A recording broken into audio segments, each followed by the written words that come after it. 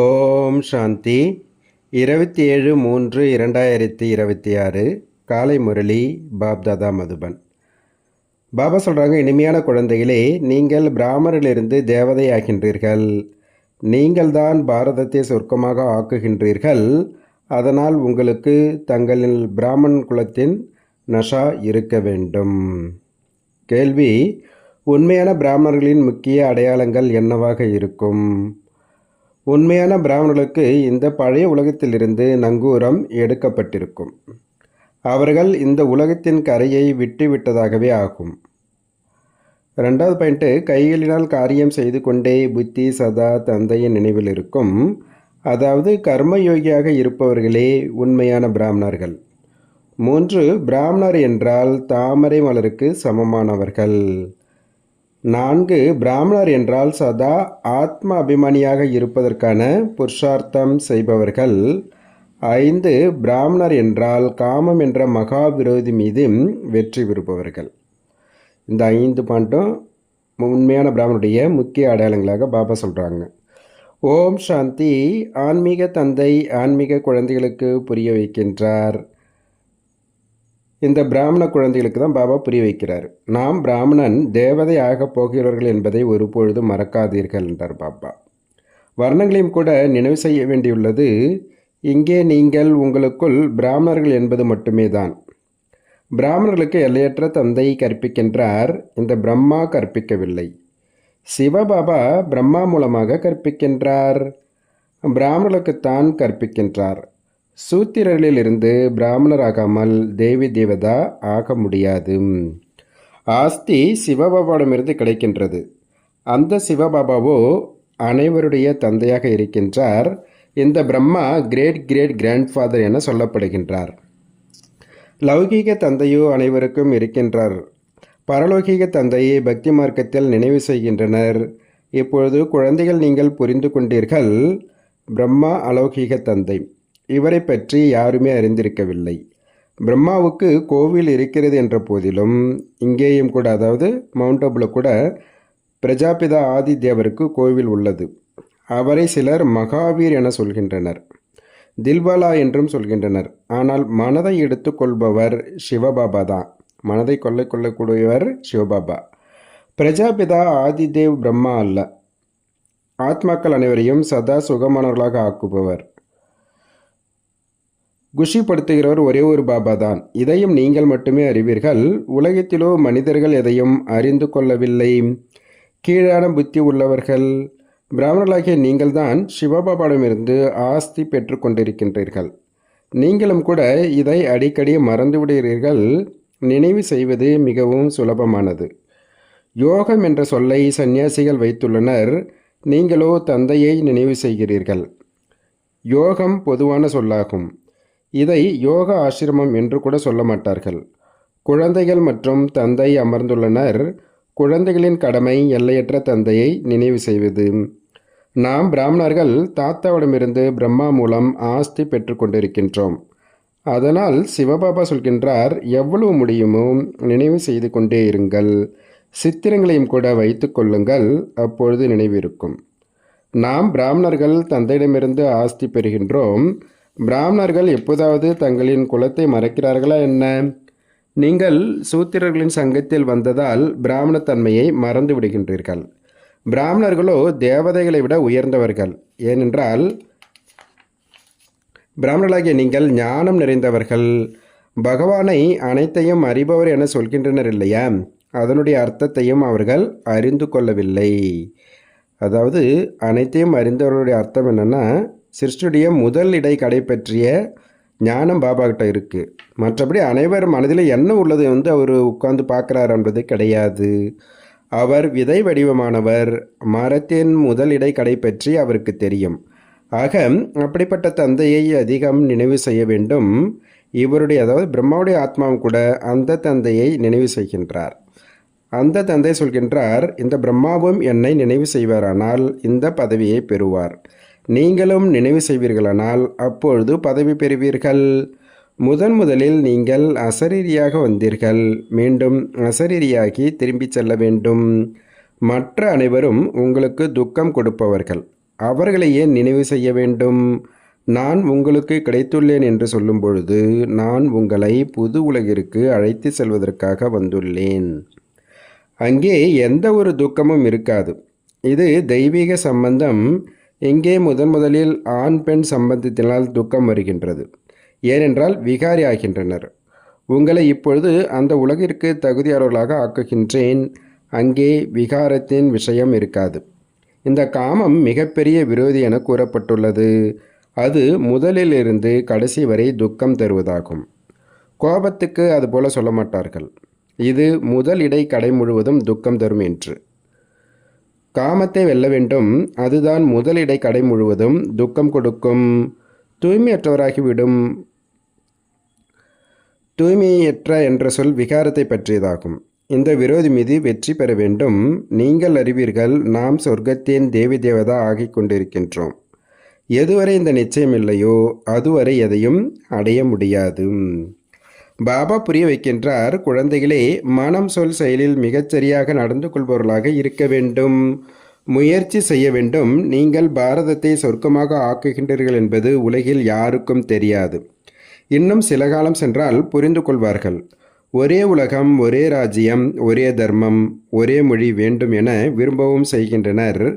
நீங்கள் புரிய வைக்க முடியும். சத்யுகத்தில் 5000 ஆண்டுகளுக்கு முன்பு ஒரே ராஜ்யம், ஒரே தர்மம் இருந்தது. அது சொர்க்கம் என சொல்லப்படுகின்றது.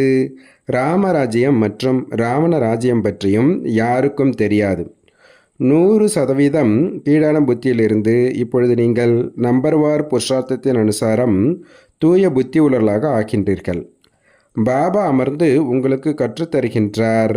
பாபாவின் வழிமுறைப்படி மட்டும் நடந்து செல்லுங்கள். பாபா சொல்கின்றார், பழைய உலகத்தில் இருந்து கொண்டு தாமரை மலருக்கு சமமாக பவித்திரமாக இருங்கள். என்னை நினைவு செய்து கொண்டே இருங்கள். பாபா ஆத்மாக்களுக்கு புரிய வைக்கின்றார். நான் இந்த உடல் உறுப்புகள் மூலமாக ஆத்மாக்களுக்குத்தான் கற்பிக்க வந்துள்ளேன். ஆத்மாக்களாகிய நீங்களும் கூட உடல் உறுப்புகள் மூலமாக கேட்கின்றீர்கள். குழந்தைகள் ஆத்மா அபிமானி ஆக வேண்டும். இதுவோ பழைய அசுத்தமான சரீரம். பிராமணர்கள் நீங்கள் பூஜைக்கு தகுதியானவர்கள் அல்ல. நீங்கள் மகிமை பாடப்படுவதற்கு தகுதியுள்ளவர்கள். தேவதைகள் பூஜைக்கு தகுதியானவர்கள். நீங்கள் ஸ்ரீமத் படி உலகத்தை தூய்மையாக சொர்க்கமாக ஆக்குகின்றீர்கள். அதனால் உங்களுக்கு மகிமை பாடப்பட்டுள்ளது. உங்களுக்கு பூஜை நடைபெற முடியாது. பாடல் பிராமணர்களாகிய உங்களுக்கு மட்டும்தான், தேவதைகளுக்கு அல்ல. பாபா உங்களைத்தான் சூத்திரரிலிருந்து பிராமணர்களாக ஆக்குகின்றார். ஜெகதம்பா, பிரம்மா முதலானவர்களுக்கு கோவில் கட்டுகின்றனர். ஆனால் அவர்களுக்கு தெரியாது இவர்கள் யார் என்று. ஜெகத்பிதாவோ பிரம்மாதான் இல்லையா? அவரை தேவதை என சொல்ல மாட்டார்கள். தேவதைகளுக்கு ஆத்மா சரீரம் இரண்டும் தூய்மையானவை. இப்பொழுது உங்களுடைய ஆத்மா தூய்மையாகி கொண்டே செல்கின்றது. தூய்மையான சரீரம் இப்போது கிடையாது. இப்பொழுது நீங்கள் ஈஸ்வரனின் வழிப்படி பாரதத்தை சொர்க்கமாக ஆக்கி கொண்டிருக்கின்றீர்கள். நீங்களும் சொர்க்கத்திற்கு தகுதியானவர்களாக ஆகி கொண்டிருக்கின்றீர்கள். சதோ பிரதானமாக அவசியமாக வேண்டும். பிராமணர்களாகிய உங்களுக்குத்தான் பாபா அமர்ந்து படிப்பு சொல்லித் தருகின்றார். பிராமணர்களின் மரம் விரிவடைந்து கொண்டே இருக்கும். பிராமணர்களில் யார் பக்கா ஆகிவிடுகிறார்களோ அவர்கள் பிறகு போய் தேவதை ஆவார்கள். இது புதிய மரமாகும். மாயாவின் புயல்களும் வருகின்றன. சத்யுகத்தில் எந்த ஒரு புயலும் வருவதில்லை. இங்கே மாயா பாபாவின் நினைவில் இருக்க விடுவதில்லை. பாபாவின் நினைவிலேயே இருக்க வேண்டும் என்று நாம் விரும்புகின்றோம். தமோவிலிருந்து சதோப்பிரதானமாக ஆக வேண்டும். எல்லாமே நினைவின் ஆதாரத்தில் தான் உள்ளது. பாரதத்தின் புராதன யோகம் புகழ்பெற்றதாகும். புராதன யோகத்தை யாராவது கற்றுத்தர வேண்டும் என்று வெளிநாட்டினர் கூட விரும்புகின்றனர். இப்பொழுது யோகம் கூட 2 வகை உள்ளது. ஒன்று ஹடயோகம், மற்றது ராஜயோகம். பாரதத்தின் இந்த புராதன ராஜயோகத்தை பாபா தான் கற்றுத்தருகின்றார். கீதையில் எனது பெயருக்கு பதில் கிருஷ்ணருடைய பெயரை போட்டுவிட்டார்கள். அவ்வளவுதான். எவ்வளவு வித்தியாசமாகிவிட்டது. சிவ ஜெயந்தி நடைபெறுகிறது என்றால் உங்கள் வைகுண்டத்திற்கும் ஜெயந்தி நடைபெறுகின்றது. அதில் ஸ்ரீ கிருஷ்ணரின் ராஜ்யம் நடைபெற்றது. நீங்கள் அறிவீர்கள், சிவபாபாவின் ஜெயந்தி உள்ளது என்றால் கீதைக்கும் ஜெயந்தி உள்ளது. வைகுண்டத்திற்கும் ஜெயந்தி நடைபெறுகின்றது. அங்கு நீங்கள் தூய்மையாகி சென்று விடுவீர்கள். கல்பத்திற்கு முன்பு போலவே சொர்க்கத்தை சாபனை செய்கின்றார். இப்பொழுது பாபா சொல்கின்றார், என்னை நினைவு செய்யுங்கள். நினைவு செய்யாமல் இருப்பதால் மாயா ஏதேனும் தீய காரியங்களை செய்ய வைத்து விடுகின்றது. நினைவு செய்யவில்லை, அதனால் அடி விழுந்துவிட்டது. நினைவில் இருந்தால் அடி விழாது. இந்த குத்து சண்டை நடைபெறுகின்றது. நீங்கள் அறிவீர்கள், நம்முடைய விரோதி எந்த ஒரு மனிதரும் கிடையாது. ராவணன் தான் நம்முடைய விரோதி. பாபா சொல்கின்றார், இச்சமயத்தில் திருமணங்கள் வீணானவை. ஒருவர் மற்றவருக்கு அழிவை ஏற்படுத்துகின்றனர், தூய்மை இழக்க வைத்து விடுகின்றனர். இப்பொழுது பரலோகீக தந்தை அவசர சட்டம் பிறப்பித்துள்ளார். குழந்தைகளே, இந்த காமம் மகா விரோதியாகும். இதன் மீது வெற்றி கொள்ளுங்கள் மற்றும் பவித்ரதாவின் உறுதிமொழி எடுத்துக்கொள்ளுங்கள். யாரும் தூய்மையை இழக்கக்கூடாது. ஜன்ம ஜன்மாந்திரமாக நீங்கள் இந்த விகாரத்தினால் தூய்மையற்றவர் ஆகியிருக்கின்றீர்கள். அதனால் காமம் மகாசத்ரு என சொல்லப்படுகின்றது. சாது சந்நியாசிகள் அனைவரும் அழைக்கின்றனர், பதித்த பாவனா வாருங்கள் என்று. சத்யுகத்தில் தூய்மையற்றவர் யாரும் இருப்பதில்லை. பாபா வந்து ஞானத்தினால் அனைவருக்கும் சத்கதி அளிக்கின்றார். இப்பொழுது அனைவரும் துர்கதியில் உள்ளனர். ஞானம் தருபவர் இங்கே யாரும் கிடையாது. ஞானம் கொடுப்பவர் ஒரே ஒரு ஞானக்கடல் மட்டுமே. ஞானத்தினால் பகல் ஆகின்றது. பகல் ராமருடையது, இரவு ராவணனுடையது. இந்த சொற்களின் யதார்த்த அர்த்தமும் கூட குழந்தைகள் நீங்கள் புரிந்து கொண்டிருக்கின்றீர்கள். புருஷார்த்தத்தில் மட்டும் பலவீனமாக இருக்கிறீர்கள். பாபாவோ மிக நல்ல முறையில் புரிய வைக்கின்றார். நீங்கள் 84 பிறவிகளை முடித்து விட்டிருக்கின்றீர்கள். இப்பொழுது தூய்மையாகி திரும்பிச் செல்ல வேண்டும். உங்களுக்கோ சுத்த அகங்காரம் இருக்க வேண்டும். நாம் ஆத்மாக்கள் பாபாவின் ஸ்ரீமத் படி இந்த பாரதத்தை சொர்க்கமாக ஆக்கி கொண்டிருக்கின்றோம். அந்த சொர்க்கத்தில் பிறகு ராஜ்யம் செய்வோம். எவ்வளவு முயற்சி செய்கிறோமோ அதற்கேற்ற பதவி பெறுவோம். ராஜா ராணி ஆகலாம், பிரஜையாகவும் ஆகலாம். ராஜா ராணி எப்படி ஆகின்றார்கள் என்பதையும் பார்த்து கொண்டிருக்கின்றீர்கள். தந்தையை பின்பற்றுங்கள் என பாடப்பட்டுள்ளது. அது இப்போதைய விஷயம்தான். லௌகீக சம்பந்தத்திற்காக அது சொல்லப்படவில்லை. பாபா இந்த அறிவுரை தருகின்றார், என்னை மட்டும் நினைவு செய்யுங்கள். அப்பொழுது உங்கள் பாவ கர்மங்கள் விநாசமாகிவிடும். நீங்கள் புரிந்து கொண்டிருக்கின்றீர்கள். நாம் இப்போது ஸ்ரீமத் படி நடந்து செல்கின்றோம். அநேகருக்கு சேவை செய்கின்றோம். குழந்தைகள் தந்தையிடம் வருகின்றனர் என்றால் சிவபாபாவும் ஞானத்தினால் மகிழ்விக்கின்றார். இவரும் கூட கற்றுக்கொள்கிறார் இல்லையா? சிவபாபா சொல்கின்றார், நான் வருவது காலையில். நல்லது. பிறகு யாராவது சந்திப்பதற்காக வருகின்றனர் என்றால் இதை புரிய வைக்க மாட்டார்களா என்ன? இது போல சொல்வார்களா என்ன? பாபா, நீங்கள் வந்து சொல்லி புரிய வையுங்கள். நான் புரிய வைக்க மாட்டேன். இவை மிகவும் ஆழத்திலும் ஆழமான விஷயங்கள் இல்லையா? நானும் அனைவரை காட்டிலும் மிக நன்றாக புரிய வைக்க முடியும். நீங்கள் அதுபோல் ஏன் புரிந்து கொள்கிறீர்கள்? சிவபாபா தான் புரிய வைக்கின்றார், இந்த பிரம்மா புரிய வைக்கவில்லை என்று. இதையும் அறிவீர்கள். கல்பத்திற்கு முன் இவர் புரிய வைத்துள்ளார். அதனால் தான் இந்த பதவி பெற்றுள்ளார். மம்மாவும் புரிய வைத்தார் இல்லையா? அவரும் கூட உயர்ந்த பதவி பெறுகின்றார். மம்மா பாபாவை சூட்சும வதனத்தில் பார்க்கின்றனர் என்றால் குழந்தைகள் தந்தையை பின்பற்ற வேண்டும். சமர்ப்பணமாகியும் ஏழை பணக்காரராக இருக்க முடியாது. ஏழைகள் தான் சொல்கின்றனர், பாபா இவை அனைத்தும் உங்களுடையவை. சிவபாபாவோ கொடுக்கின்ற வள்ளல் ஆவார். அவர் ஒரு பொழுதும் பெற்றுக்கொள்வதில்லை. குழந்தைகளுக்கு சொல்கின்றார், இவை அனைத்தும் உங்களுடையவை. நான் எனக்கான மாளிகையை இங்கே அங்கேயோ கட்டிக்கிறது கிடையாது. உங்களை சொர்க்கத்தின் எஜமானர்களாக ஆக்குகின்றேன். இப்பொழுது இந்த ஞான ரத்தினங்களால் பையை நிரப்பிக்கொள்ள வேண்டும். கோவில்களில் சென்று வேண்டுகின்றனர், எனது பையை நிரப்புங்கள் என்று. ஆனால் எந்த விதமாக, எந்த பொருளால் பையை நிரப்ப வேண்டும் என்பது அவங்களுக்கு தெரியறது கிடையாது. பையை நிரப்புவரோ லட்சுமி. அவர் பைசா கொடுக்கின்றார். சிவனிடமோ அவர்கள் சொல்வதில்லை. சங்கரிடம் சென்று சொல்கின்றனர். சிவனும் சங்கரும் ஒன்று என்று நினைக்கின்றனர். ஆனால் உண்மையில் அப்படி இல்லை, 2 பேர் வெவ்வேறு அப்படின்னு பாபா புரிய வைக்கிறார். பாபா வந்து சத்தியமான விஷயத்தை சொல்கின்றார். தந்தை தான் துக்கத்தை போக்கி சுகம் தருபவர். குழந்தைகள், நீங்கள் இல்லற விவகாரங்களிலும் இருக்க வேண்டும், தொழிலையும் செய்ய வேண்டும். ஒவ்வொருவரும் தனக்காக அறிவுரை கேட்கின்றனர். பாபா, நான் இந்த விஷயத்தில் பொய் பேச வேண்டியுள்ளது. பாபா ஒவ்வொருவரின் நாடி பார்த்து அறிவுரை தருகின்றார். ஏனென்றால் பாபா புரிந்து கொண்டிருக்கின்றார், நான் சொல்வதை செய்ய முடியாது என்றால் அப்படிப்பட்ட அறிவுரையை நான் ஏன் கொடுக்க வேண்டும்? நாடி பார்த்து அப்படிப்பட்ட அறிவுரை கொடுக்கப்படுகின்றது. அது செய்யக்கூடியதாகவும் இருக்க வேண்டும். சொல்கிறேன், அதை செய்ய முடியவில்லை என்றால் கீழ்ப்படியார்களின் வரிசையில் வந்துவிடுவார்கள். ஒவ்வொருவருக்கும் அவரவர் கணக்கு வழக்கு உள்ளது. சர்ஜனோ ஒருவர்தான் அவரிடம் வர வேண்டும். அவர் முழுமையான அறிவுரை தருவார். அனைவரும் கேட்க வேண்டும், பாபா, இந்த நிலைமையில் நான் எப்படி நடக்க வேண்டும்? இப்பொழுது என்ன செய்வது? இதுபோல் பாபா கிட்ட நம்ம கேட்டால் பாபா டைரக்ஷன் கொடுப்பார். பாபா சொர்க்கத்திற்கு அழைத்து செல்கின்றார். நீங்கள் அறிவீர்கள், நாம் சொர்க்கவாசியாகவோ ஆகப் போகிறவர்கள்தான். இப்பொழுது நாம் சங்கமயுகவாசியாக இருக்கின்றோம். நீங்கள் இப்பொழுது நரகத்திலும் இல்லை, சொர்க்கத்திலும் இல்லை. யாரெல்லாம் பிராமணர் ஆகின்றார்களோ அவருடைய நங்கூரம் இந்த மோசமான உலகத்திலிருந்து விடுபட்டு விட்டது. நீங்கள் கலியுகத்தின் கரையை விட்டு விட்டீர்கள். சில பிராமணர்கள் நினைவு யாத்திரையில் தீவிரமாக சென்று கொண்டுள்ளனர். சிலர் குறைவான வேகத்தில் உள்ளனர். சிலர் கையை விட்டு விடுகின்றனர், அதாவது கலியுகத்துக்கு சென்று விடுகின்றனர். நீங்கள் அறிவீர்கள், படகோட்டி இப்பொழுது நம்மை அழைத்து சென்று கொண்டிருக்கின்றார். அந்த யாத்திரையோ அநேக விதமாக உள்ளது, பக்தி மாத்துடைய யாத்திரையெல்லாம். ஆனால் உங்களுடையது ஒரே ஒரு யாத்திரை, இது முற்றிலும் தனிப்பட்ட யாத்திரையாகும்ன்றார் பாபா. ஆம், இந்த யாத்திரையில் மாயானுடைய புயல் வருகிறது, வந்து நினைவை துண்டித்து விடுகிறது. இந்த நினைவு யாத்திரையை நல்லபடியாக பக்கா ஆக்குங்கள், முயற்சி செய்யுங்கள். நீங்கள் கர்மயோகிகள். எவ்வளவு முடியுமோ கைகள் வேலை செய்து கொண்டிருந்தாலும் மனதில் பாபா நினைவு இருந்து கொண்டே இருக்கட்டும்.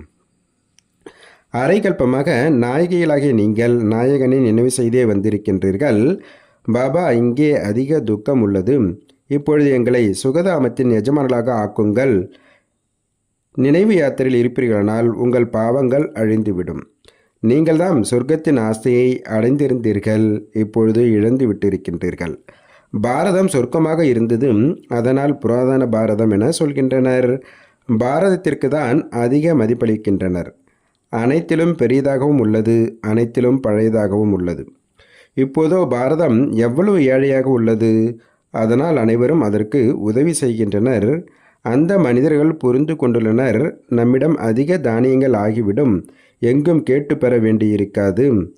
ஆனால் இதையோ நீங்கள் அறிவீர்கள், விநாசம் முன்னால் நின்று கொண்டுள்ளது. யார் இதை நல்லபடியாக புரிந்து கொண்டுள்ளனரோ அவர்களுக்கு உள்ளுக்குள் குஷி உள்ளது. கண்காட்சியில் எவ்வளவு பேர் வருகின்றனர். அவர்கள் சொல்கின்றனர், நீங்கள் உண்மை சொல்கிறீர்கள் என்று. ஆனால் நாம் பாபாவிடம் ஆஸ்தி பெற வேண்டும் என்பதை புரிந்து கொள்ள வேண்டும். இதை அவங்க புத்தியில் பதியறதில்லை அப்படின்றார் பாபா. இங்கேருந்து கேட்டுட்டு வெளியே போனாங்கன்னா முடிஞ்சுது.